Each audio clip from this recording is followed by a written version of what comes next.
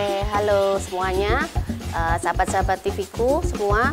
Kali ini Sapa Dosen bertemu dengan saya, Ibu Arta Febriana, yang akan menjelaskan tentang MSDM ya, manajemen sumber daya. Namun kali ini bukan definisinya nih, kita lanjutkan kembali ke dalam bagaimana organisasi dalam MSDM dan bagaimana perkembangannya. Nah, pertama kita bahas tentang fungsi MSDM secara tradisional dulu.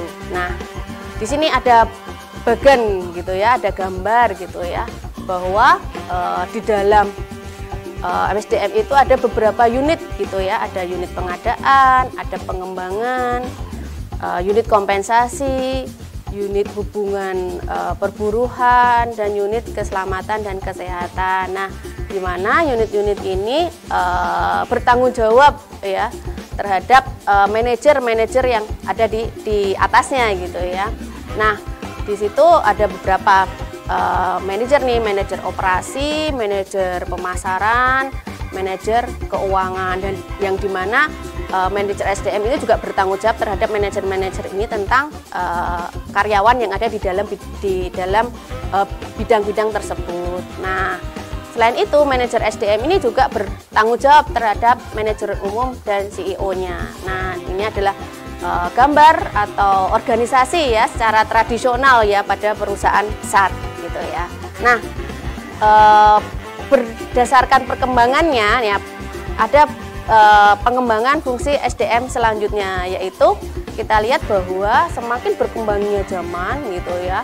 Nah, semakin banyaknya aktivitas yang ada di dalam perusahaan gitu ya.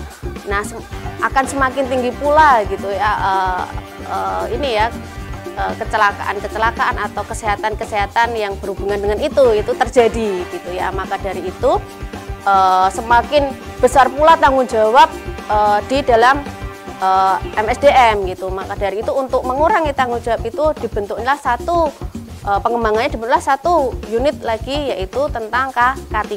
Nah, kita tahu bahwa K3 ini sekarang sudah banyak dan harus digunakan gitu ya di perusahaan-perusahaan sekarang ini. Nah, di mana di unit-unit itu unit-unit pengadaan, pengembangan, unit kompensasi, dan hubungan perburuan itu juga melaporkan gitu ya kepada manajer atau bertanggung jawab terhadap manajer operasi, pemasaran, SDM, manajer keuangan, dan ya, direktur keselamatan ini punya posisi sendiri, dan mereka juga harus bertanggung jawab ke dalam manajer umum dan CEO. Nah, selanjutnya itu ini ya yang perkembangan, yaitu sebagian fungsi SDM itu dialihkan ke pihak lain atau kita sering dengar dengan outsourcing. Nah, mereka menganggap bahwa dengan mengembangkan atau memberikan sebagian ya pekerjaannya ke outsourcing itu akan lebih produktif dan lebih efisien ya gitu ya. Nah, di sini kita lihat bahwa ada dua unit ada unit pengembangan yang memang di outsourcing. Karena pengembangan itu kita tahu bahwa bisa dengan pelatihan. Nah, itu dimasukkan ke dalam unit pengembangan. Nah, itu biasanya dilakukan oleh pihak lain atau diberikan kepada pihak lain atau outsourcing karena diharapkan lebih fokus dan lebih efisien. Nah, di atasnya manajemen operasi, pemasaran, keuangan, dan direktur itu seperti pengembangan yang sebelumnya ya, dan harus bertanggung jawab kepada manajer umum dan CEO.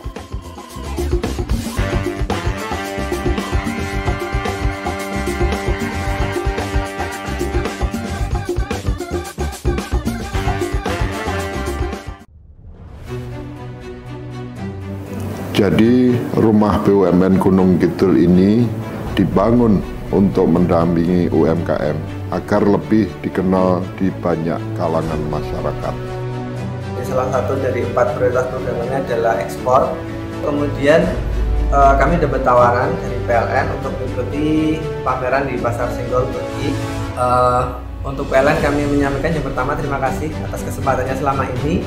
Jadi selama 2 tahun ini kami diajak untuk ikut pameran G20, kemudian kami diajak untuk kemarin pameran di Turki. Kami berharap rumah BUMN Gunung Kidul binaan PT PLN Persero dapat menjadi wadah bagi UMKM di Yogyakarta dan sekitarnya. Rumah BUMN Gunung Kidul dari Yogyakarta untuk dunia. Guys, mau tahu kenapa aku daftar Udinus? Yang pertama, karena Udinus sudah terakreditasi unggul. Lokasinya ada di tengah kota Semarang.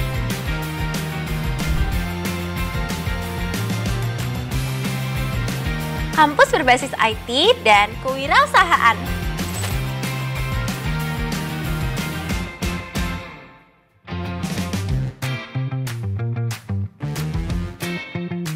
Punya stasiun televisi sendiri loh.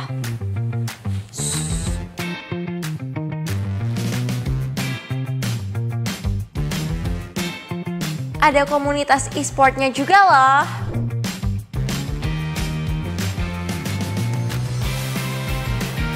Kampus bebas narkoba. Banyak kesempatan buat dapetin beasiswa. Fasilitasnya lengkap banget. Prestasi segudang, baik akademik maupun non-akademik.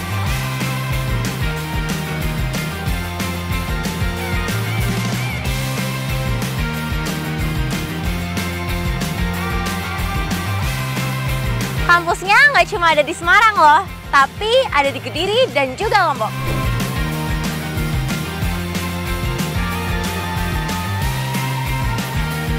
Udinus for a better future.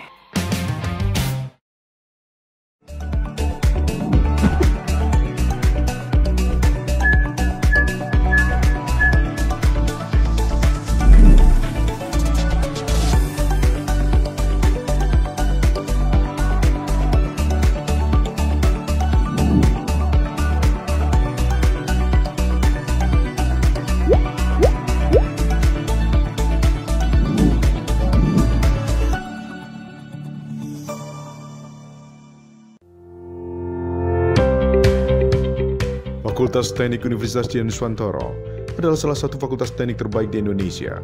Di Fakultas Teknik Udinus, tradisi keilmuan mengakar kuat, melahirkan sarjana yang kreatif, inovatif dan terdepan dengan reputasi global.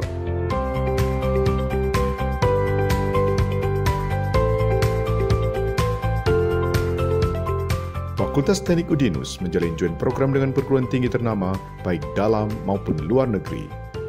Fakultas Teknik Universitas Dian Nuswantoro memiliki 3 program studi. Program Strata 1 Teknik Elektro, Program Strata 1 Teknik Industri, dan Program Strata 1 Teknik Biomedis.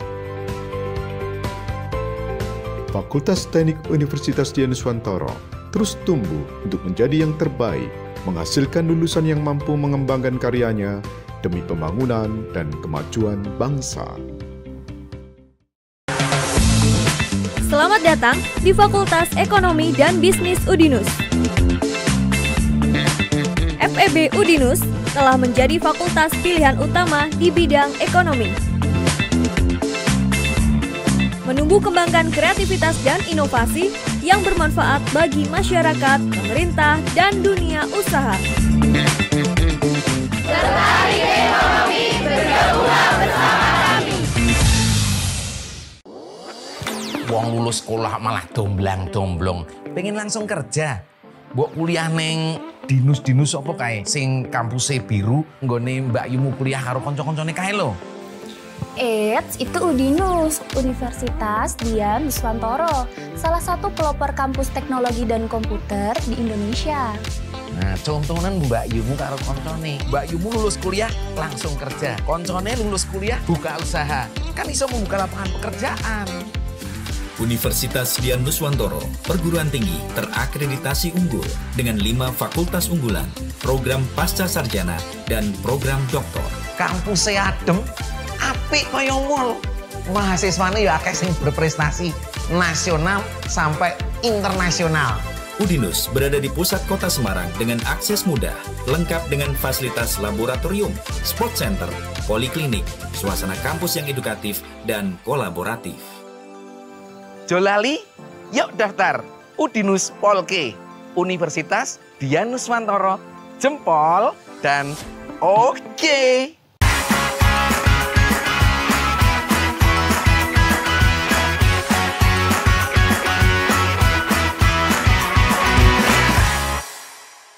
Selanjutnya bagaimana sih posisi MSDM di dalam organisasi? Nah, di dalam kegiatan manajemen di dalam organisasi gitu ya, ada visi, ada strategis, dan juga ada operasional. Di dalam kegiatannya, fungsi-fungsi manajemen itu harus punya tujuan atau visi yang sama di dalam perencanaannya, pengorganisasiannya, penyusunan SDM-nya, dan pergerakan atau pelaksanaan dan pengawasannya. Di situ mereka harus punya visi supaya apa? Supaya aktivitas-aktivitas operasional di dalam melaksanakan strateginya, nah mereka bisa berjalan dengan efisien. Nah, efisien untuk operasionalnya, misalkan tadi ya di fungsi operasionalnya ada pengadaan, pengembangan, kompensasi, lalu pengintegrasian, dan pemeliharaan. Lalu untuk itu diperlukan apa supaya visi dan strategi tadi bisa berjalan dengan baik gitu ya. Ya diperlukan apa? Diperlukan pedoman gitu ya untuk pelaksanaannya. Nah, pedoman pelaksanaannya untuk melaksanakan untuk operasionalnya, di mana diperlukan apa gitu ya? Diperlukan adalah pengetahuannya, keterampilannya, kemampuannya, persyaratan-persyaratan untuk pekerjaannya. Supaya apa? Supaya dengan pedoman ini, pekerjaan ini memang berjalan sesuai dengan standar, sesuai dengan prosedurnya. Gitu. Oke, selanjutnya selain tadi kita sudah tahu bagaimana perkembangan organisasi dalam MSDM, lalu visi misi ya, visi dan strategik dan operasional pelaksanaan, lalu kita tahu nih apa sih pendekatan yang bisa digunakan gitu ya untuk pengelolaan SDM ini gitu ya.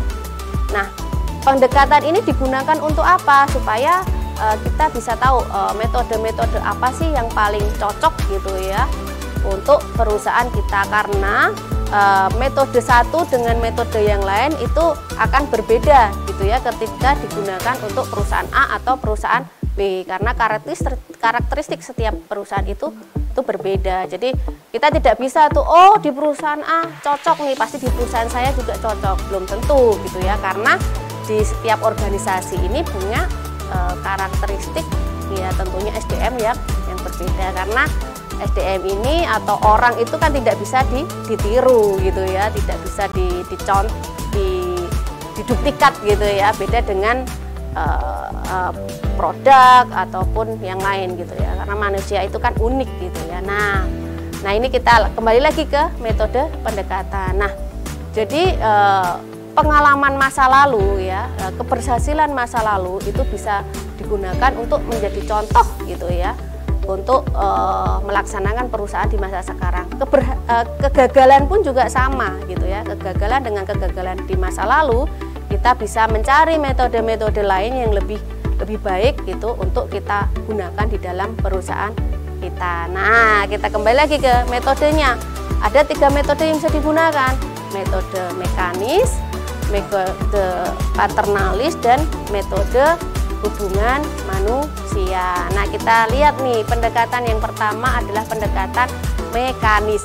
Nah, mekanis atau otomatisasi ini ya. Jadi kita tahu dengan kata-kata otomatisasi. Nah, otomatis itu berarti mengganti peranan tenaga kerja manusia dengan tenaga mesin gitu ya. Nah, sekarang kita tahu bahwa banyak perusahaan-perusahaan yang sudah menggunakan mesin untuk menjalankan operasionalnya gitu ya.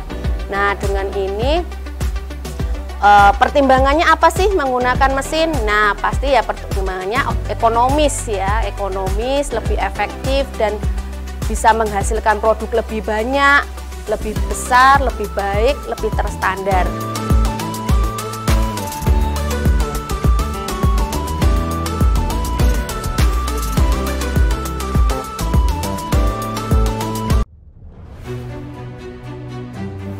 Jadi rumah BUMN Gunung Kidul ini dibangun untuk mendampingi UMKM agar lebih dikenal di banyak kalangan masyarakat. Salah satu dari 4 prioritas programnya adalah ekspor. Kemudian kami dapat tawaran dari PLN untuk mengikuti pameran di Pasar Senggol Turki. Untuk PLN kami menyampaikan yang pertama terima kasih atas kesempatannya selama ini. Jadi selama 2 tahun ini kami diajak untuk ikut pameran G20, kemudian kami diajak untuk kemarin pameran di Turki. Kami berharap rumah BUMN Gunung Kidul binaan PT PLN Persero dapat menjadi wadah bagi UMKM di Yogyakarta dan sekitarnya. Rumah BUMN Gunung Kidul dari Yogyakarta untuk dunia.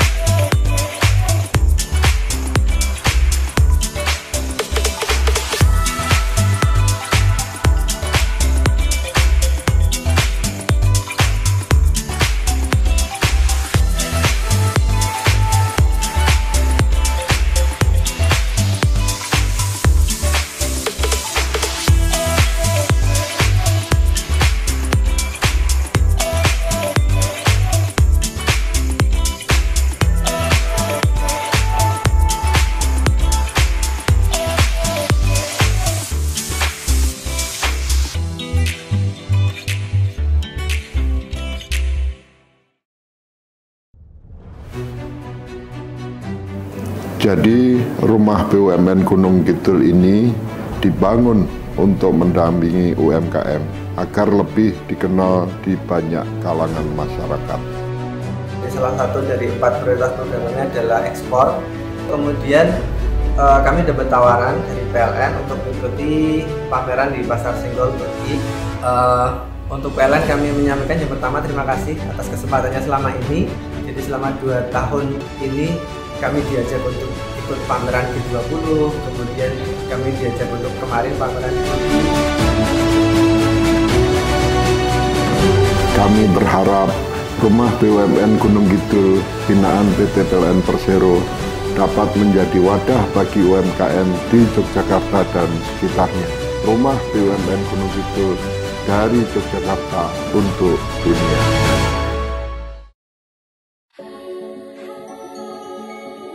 Ready to glow with La Tulip Glow BB Cushion. Coveragenya begitu sempurna. Samarkan noda pada wajah, menjadikan kulit terlihat halus, lembab, dan selalu terlindungi. Tersedia dalam 3 pilihan warna untuk glowing natural sepanjang hari.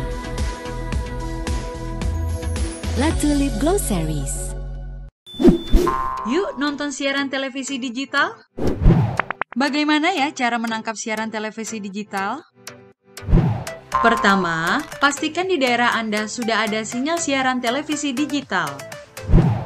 Kedua, gunakan antena UHF di dalam atau di luar rumah Anda. Ketiga, pastikan televisi Anda sudah dilengkapi penerima siaran digital DVB T2. DVB T2 merupakan jenis sinyal yang digunakan Indonesia dalam penyiaran televisi digital.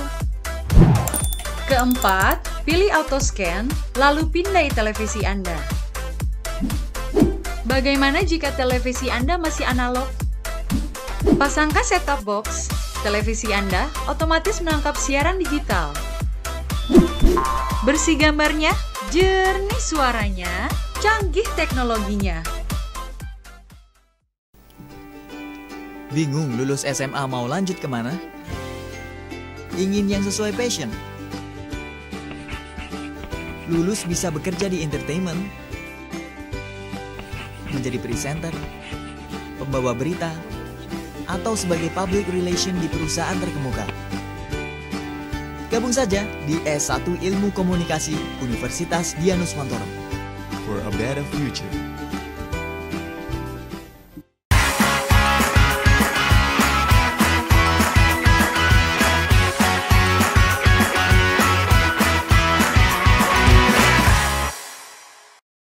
Pendekatan mekanis ini menitik beratkan gitu ya pada spesialisasi gitu ya, lalu standarisasi ya. Nah, di sini kelemahannya adalah di dalam pendekatan mekanis ini mereka memperlakukan karyawan itu sama dengan mesin gitu ya, sehingga pekerjaan mereka semakin berat gitu ya. Jadi kalau mesin itu kan bisa bekerja 24 jam. Nah, manusia juga diharapkan bisa seperti itu. Namun ini kan tidak bisa ya, karena manusia berbeda dengan mesin ya. Bisa capek, bisa sakit ya, bisa stres. Nah, ya berbeda dengan mesin. Nah, seorang ini hanya mengerjakan satu jenis pekerjaan saja, karena pekerjaan yang lain itu sudah dikerjakan dengan mesin. Nah, sebenarnya ini juga ada banyak kelemahannya ya dengan pendekatan mekanis ini gitu ya.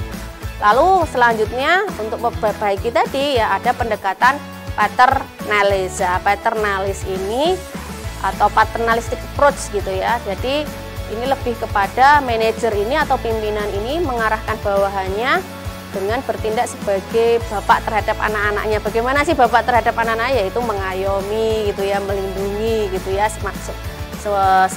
sehingga karyawannya ini semoga bisa bekerja dengan baik. Nah, jadi fasilitas-fasilitasnya diberikan ya sesuai dengan keinginan atau kebutuhan dari karyawannya, karena ini tadi menganggap manajer atau pimpinan ini bertindak sebagai orang tua terhadap anak-anaknya. Misalkan ini ya contohnya diberikan pinjaman ketika mereka membutuhkan gitu ya. Lalu adanya koperasi untuk memenuhi kebutuhan karyawannya.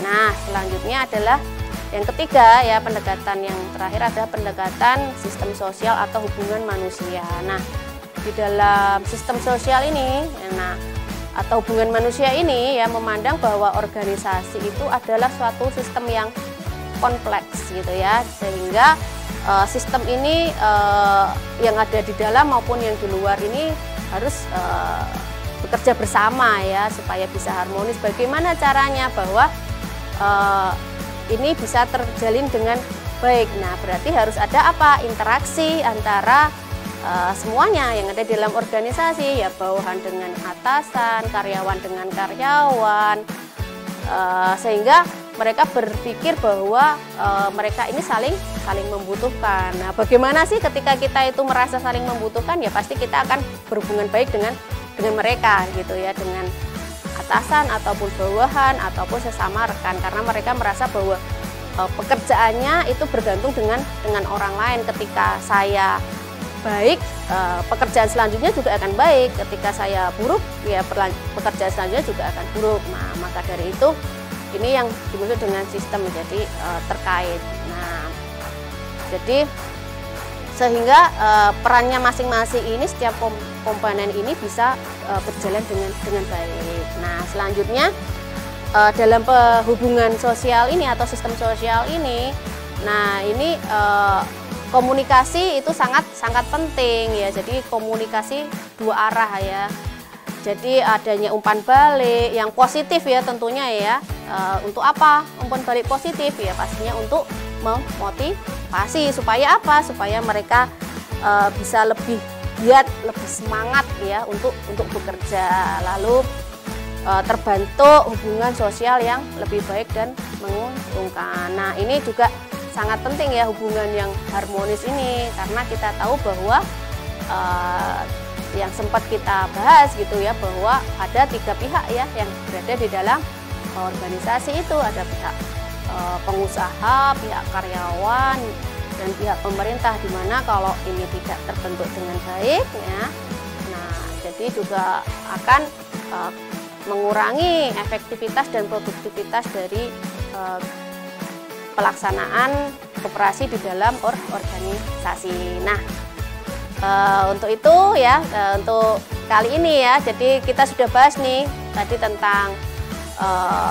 pengembangan organisasi dalam MSDM, lalu ada pendekatan yang bisa digunakan gitu ya, lalu ada visi dan kegiatan dan strategis dan pelaksanaan dari MSDM. Nah, terima kasih ya untuk atensinya mendengarkan tentang MSDM ini ya. Terima kasih, salam sehat untuk kita semua.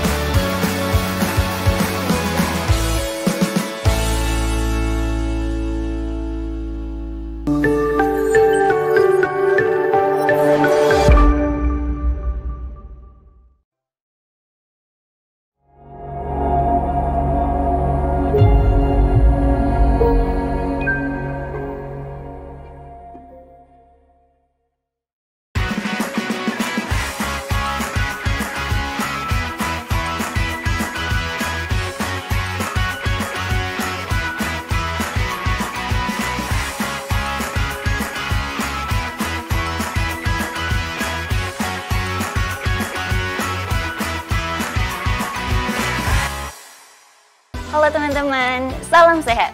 Perkenalkan, nama saya Syifa Sofia Wibowo dari Fakultas Kesehatan Universitas Dian Nuswantoro.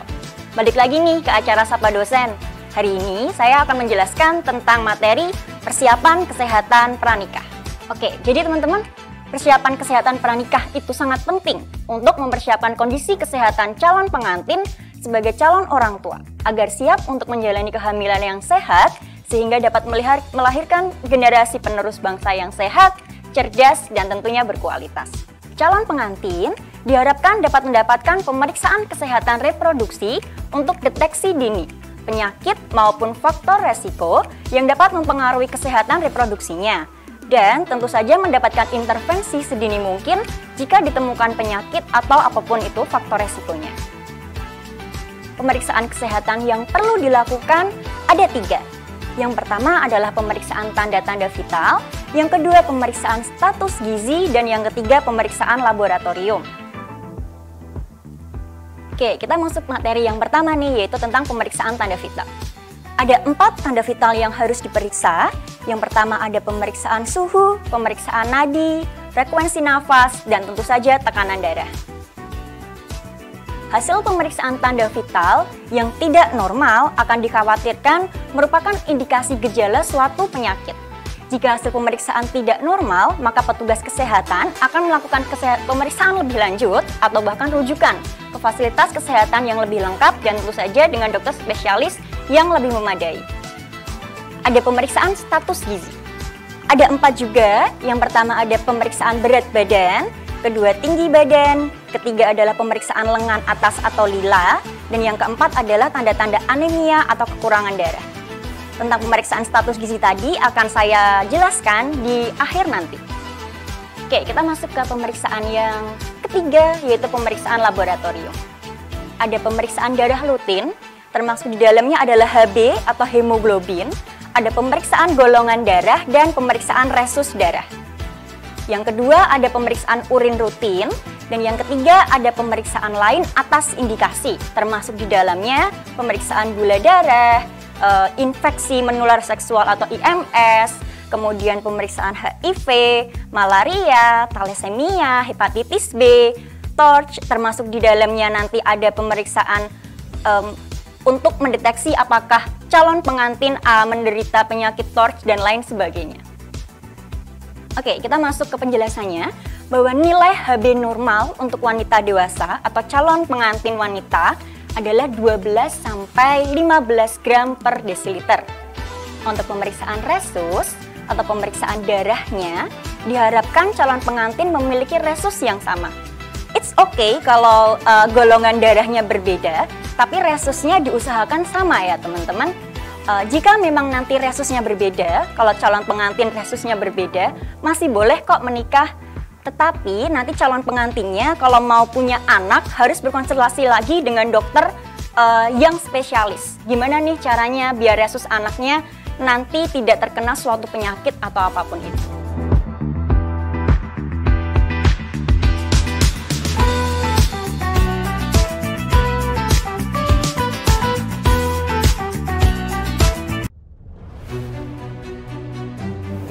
Jadi rumah BUMN Gunung Kidul ini dibangun untuk mendampingi UMKM agar lebih dikenal di banyak kalangan masyarakat. Salah satu dari 4 prioritas programnya adalah ekspor. Kemudian kami dapat tawaran dari PLN untuk mengikuti pameran di Pasar Senggol Turki. Untuk PLN kami menyampaikan yang pertama terima kasih atas kesempatannya selama ini. Jadi selama 2 tahun ini kami diajak untuk ikut pameran G20, kemudian kami diajak untuk kemarin pameran di Turki. Kami berharap rumah BUMN Gunung Kidul binaan PT PLN Persero dapat menjadi wadah bagi UMKM di Yogyakarta dan sekitarnya. Rumah BUMN Gunung Kidul dari Yogyakarta untuk dunia.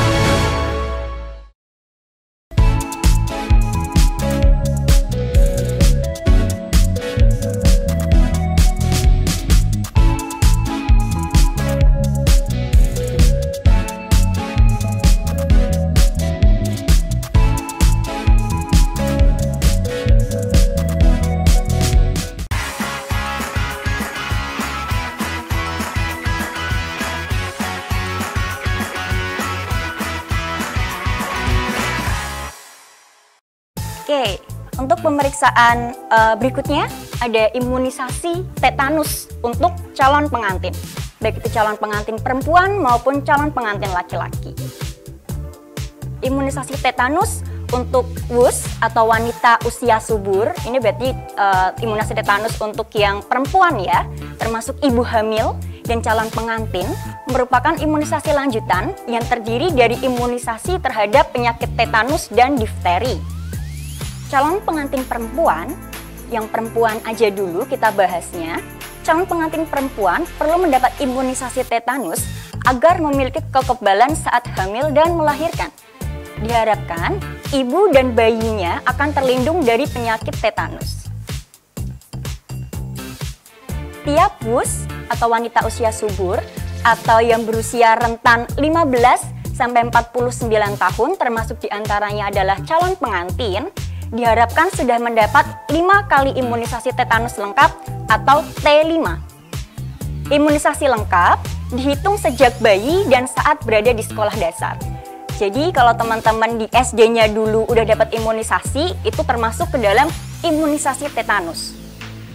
Jika calon pengantin perempuan lupa apakah sudah mendapat 5 kali tetanus atau belum, maka pemberian imunisasi tetanus saat screening calon pengantin boleh dilakukan dengan mengunjungi puskesmas terdekat. Jika calon pengantin perempuan sudah melengkapi imunisasi tetanus, maka tidak perlu lagi diberikan imunisasi tambahan. Dengan syarat, calon pengantin perempuan harus dapat membuktikan bahwa imunisasinya lengkap, yaitu dengan membawa bukti imunisasi yang dimiliki. Jadi kalau imunisasi tetanus ini, dia wajib ya teman-teman untuk calon pengantin dan harus T5. Kalau misalnya lupa nih, waktu SD udah dapat apa belum, maka imunisasinya harus diulang. Kalau inget udah dapat berapa kali imunisasi tetanus, boleh kok tinggal dilanjutin aja, tapi syaratnya adalah bahwa bukti imunisasi, baik itu kartu imunisasi atau lain sebagainya. Oke, teman-teman, ini adalah status tetanus pada calon pengantin. Ada 5 kali, kalau memang lupa apakah sudah imunisasi atau belum. Rata-rata sih calon pengantin lupa udah imunisasi atau belum. Mereka nggak dapat memastikan udah diimunisasi berapa kali. Jadi rata-rata calon pengantin akan mengulang lagi imunisasi tetanusnya dari T1. Ini kalau misalnya status imunisasi T1, dia belum memiliki perlindungan terhadap penyakit tetanus. Kemudian nanti akan disuntik T2, jaraknya adalah 4 minggu dari imunisasi pertama dan sudah memiliki 3 tahun masa perlindungan untuk penyakit tetanus. Untuk T3 atau status imunisasi tetanus yang ketiga diberikan 6 bulan setelah imunisasi kedua. Jadi imunisasi keduanya tanggal berapa? 6 bulan kemudian baru boleh imunisasi T3. Oke, masa perlindungannya adalah 5 tahun untuk penyakit tetanus.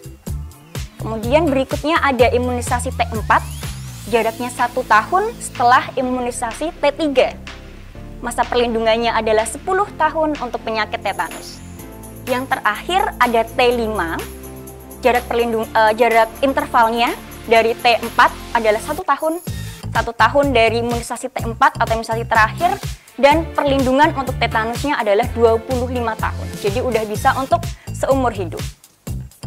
Oke, imunisasi tetanus pada calon pengantin perempuan penting untuk mencegah dan melindungi tetanus, baik untuk ibu sendiri maupun nanti untuk bayi yang akan dilahirkan kelak. Teman-teman, kita masuk ke materi berikutnya, yaitu tentang persiapan gizi. Persiapan gizi pada calon pengantin. Status gizi catin atau calon pengantin perempuan perlu diketahui dalam rangka persiapan kehamilan. Status gizi dapat ditentukan dengan mengukur IMT atau Indeks Massa Tubuh, atau biasa yang kita sebut dengan BMI, Body Mass Index. Dan untuk calon pengantin perempuan ditambah dengan pengukuran lila. Jadi kalau calon pengantin perempuan dan laki-laki ngukur dulu nih IMT. Cara ngukurnya nanti ditimbang dan diukur tinggi badannya. Kalau pengantin perempuan ditambah dengan pengukuran lila atau pengukuran lengan atas.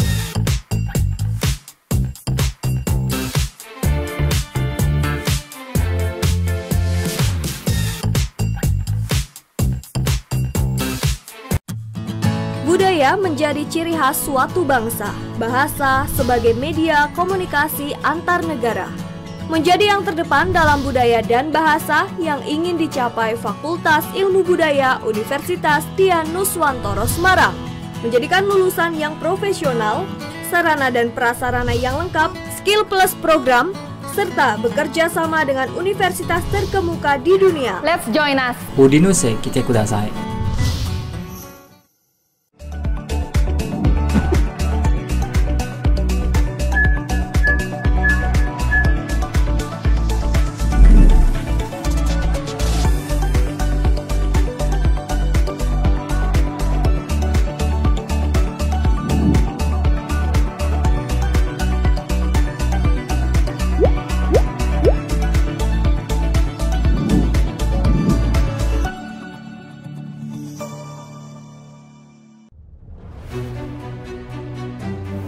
Jadi rumah BUMN Gunung Kidul ini dibangun untuk mendampingi UMKM agar lebih dikenal di banyak kalangan masyarakat. Salah satu dari 4 prioritas programnya adalah ekspor. Kemudian kami dapat tawaran dari PLN untuk mengikuti pameran di Pasar Senggol Turki. Untuk PLN kami menyampaikan yang pertama terima kasih atas kesempatannya selama ini. Jadi selama 2 tahun ini kami diajak untuk ikut pameran G20, kemudian kami diajak untuk kemarin pameran di Turki.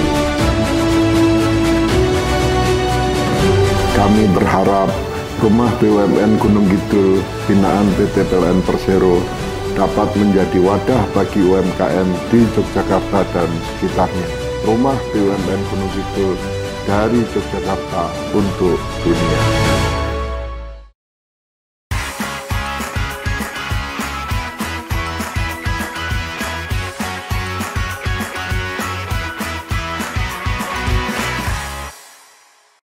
IMT, Indeks Massa Tubuh, merupakan proporsi standar berat badan terhadap tinggi badan. Jadi IMT antara satu orang dengan orang lain bisa beda, karena tinggi dan berat badan orang kan berbeda-beda. Untuk pengukuran lila, bertujuan untuk mengetahui adanya resiko KEK atau kekurangan energi kronis. Lila pada WUS, wanita usia subur, diantaranya adalah calon pengantin, dengan KEK di Indonesia adalah 23,5. Itu adalah batas minimal. Di bawah 23,5 maka dianggap KEK atau kurang gizi. Oke, ini adalah pengukuran IMT. Cara menghitungnya teman-teman, ada berat badan dalam kilogram dibagi tinggi badan dalam meter. Jadi kalau misalnya tingginya 160 cm berarti 1,6 dikali 1,6. Hasilnya itu nanti akan dibagi dengan berat badan. Oke, sebelum memasuki jenjang pernikahan, calon pengantin perlu melakukan persiapan gizi antara lain. Yang pertama, setiap pasangan calon pengantin dianjurkan mengkonsumsi makanan bergizi yang seimbang. Setiap calon pengantin, terutama pengantin perempuan, dianjurkan untuk mengkonsumsi tablet tambah darah yang mengandung zat besi dan asam folat paling tidak seminggu sekali. Yang ketiga, bagi calon pengantin perempuan yang mengalami kek atau tadi yang lingkar lengannya di bawah 23,5 dan anemia dengan pengukuran hemoglobin darah, diambil darahnya kemudian diukur kadar hemoglobinnya, maka akan diketahui apakah dia anemia atau enggak. Kalau anemia dan kek, maka perlu ditentukan penyebabnya dan dilakukan tata laksana sesuai dengan penyebab tersebut di fasilitas pelayanan kesehatan, terutamanya adalah di puskesmas terdekat. Untuk mendapatkan masukan gizi yang seimbang ke dalam tubuh calon pengantin, perlu mengkonsumsi 5 kelompok makanan yang beraneka ragam setiap hari atau setiap kali makan. Kelima kelompok makanan tersebut adalah lauk pauk, sayuran, buah, dan minuman. Proporsi dalam sekali makan dapat digambarkan dalam isi piringku. Teman-teman bisa lihat leafletnya atau mungkin bisa nanti tuh searching di Google bahwa isi piringku dibagi menjadi 3 macam. Sepertiganya adalah makanan pokok, tidak harus beras, tidak harus nasi, boleh berupa kentang atau jagung, yang jelas dia adalah ada karbonnya, dan dia cuma sepertiga. Sepertiga lainnya adalah sayuran, sepertiganya berisi lauk pauk dan buah-buahan. Kemudian diimbangi dengan minuman bergizi, salah satunya adalah dengan konsumsi susu. Oke, hal penting yang perlu diperhatikan dalam kebutuhan agar tetap sehat, yang pertama, biasakan minum air putih 8 gelas per hari. Boleh lebih silahkan, tapi jangan kurang. Hindari minum teh atau kopi setelah makan, karena teh dan kopi dapat menyerap kembali nutrisi dari makanan yang kita makan. Kan eman-eman, udah makan banyak, udah bergizi, ternyata diserap lagi deh sama teh sama kopi. Kemudian yang ketiga, ada batasi konsumsi garam dan gula, serta lemak maupun minyak-minyakan. Intinya adalah batasi makanan yang goreng-gorengan. Oke, ini materi terakhir teman-teman tentang 4 pilar gizi seimbang. Yang pertama adalah konsumsi pangan beraneka ragam. Tidak ada pangan yang memiliki kandungan gizi lebih baik daripada ASI untuk bayi usia 0-6 bulan atau ASI eksklusif. Yang kedua, biasakan perilaku hidup bersih, bahwa lingkungan yang kotor dapat mempengaruhi status gizi seseorang. Oke, yang ketiga adalah lakukan aktivitas fisik, dapat melancar sistem peredaran metabolisme tubuh, dan yang keempat adalah pertahankan dan pantau berat badan normal. Merupakan salah satu indikator bahwa terjadi keseimbangan dalam gizi tubuh. Oke, teman-teman, kata penutupnya, closing statementnya adalah pemeriksaan kesehatan untuk calon pengantin itu penting. Jangan lupa untuk imunisasi TT dan jangan lupa untuk melakukan pemeriksaan-pemeriksaan gizi di pelayanan kesehatan terdekat. Salam sehat, saya Syifa Sofia. Demikian acara Sapa Dosen kali ini, saya tutup. Terima kasih.